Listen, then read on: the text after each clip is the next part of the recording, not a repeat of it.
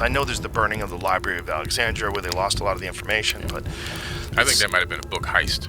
Really? Yeah, I think the burning of the Library of Alexandria was a heist. The burning did happen, don't get me wrong, but that was just a distraction to steal the knowledge, and that the majority of that knowledge ended up in the Vatican archives.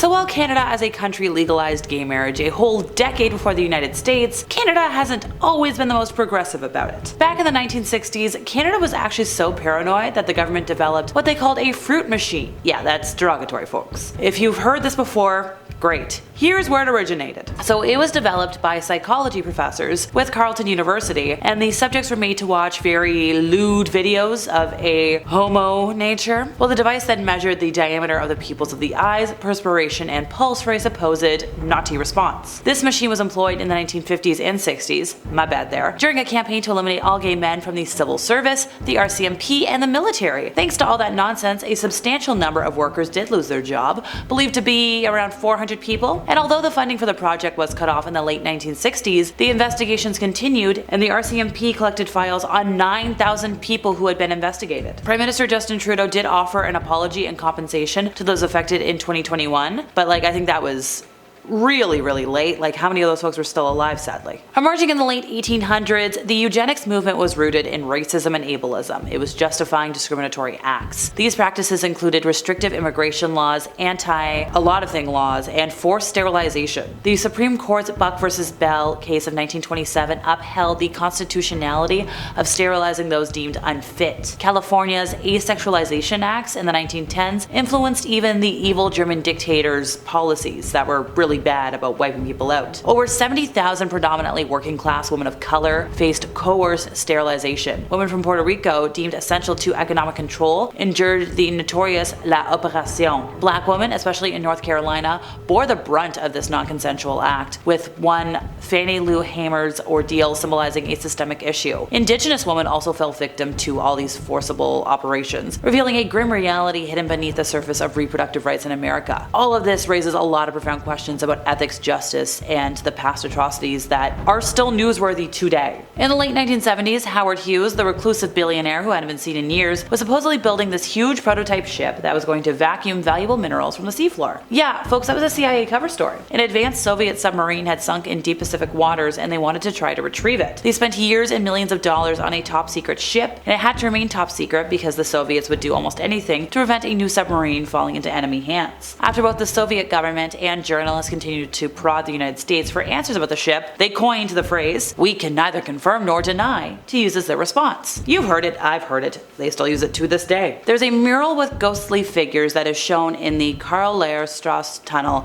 in North Rhine-Westphalia, Germany, and it depicts the 21 young people who passed away in a stampede in 2010 at Love Parade, which was a German music festival, and at least 500 other folks were also injured in this devastating tragedy. This was a free access music festival and parade that originated in 1989 in Berlin. The parade featured stages but also had floats with music, DJs, and dancers moving throughout the audience. 2010 was the first time that the festival had been held in a closed-off area. Between 200,000 and 1.4 million people were reported to be attending the event, and 3,200 police were on hand. As a consequence of the disaster, the organizer of the festival announced that it would never be held again. The festival was permanently cancelled. Criminal charges were brought against 10 employees of the city and of the company that organized the event, but eventually rejected by the court due to the prosecutor's failure to establish evidence for the alleged acts of negligence and their connection to everything. The mural was established by an unknown artist as a reminder of the sad day, and I think it's pretty newsworthy. On January 28th of 1986, the Challenger broke apart 73 seconds into its flight, sadly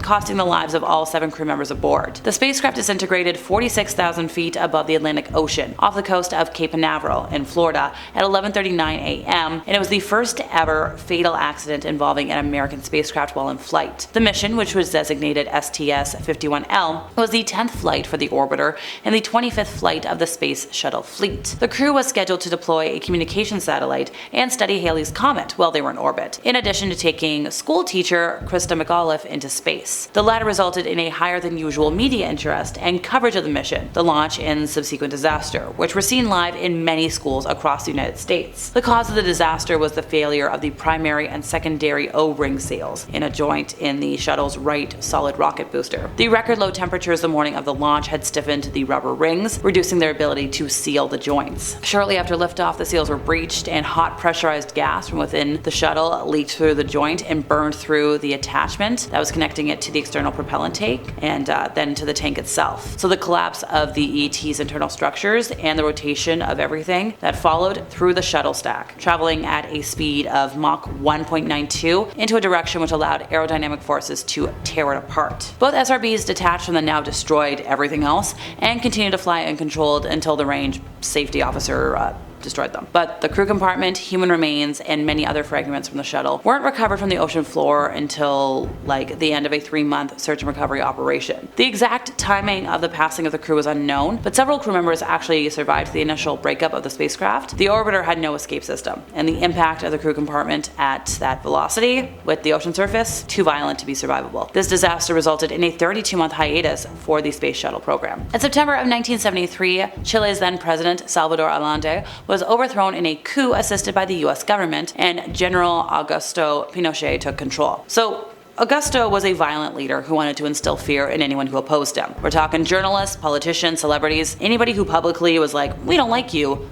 disappeared. Some folks were found lifeless in alleyways or ditches throughout Santiago, and others were just never found. This leader frequently used the National Stadium as a secret detention center where he rounded up those who opposed him and either tormented them or they lost their lives. Around 40,000 people were rounded up during his regime, and at least 3,200 never made it back out. On March 3rd of 1896, a woman named Mrs. Crouch was making soap on her porch near Olympia Springs in Kentucky, and she saw chunks of meat raining from the sky. Now, some folks thought this lady was playing a prank, you know? So media from around the country descended to investigate. These chunks of meat were like 2 by 2 inches, sometimes even bigger. And while initial reports said it was beef, 2 men at the scene were like, no, it's lamb, it's deer. And people did test it, and they were like, oh no, it's tissue from either a horse or a human. While we will likely never know exactly what happened, there's a lot of theories.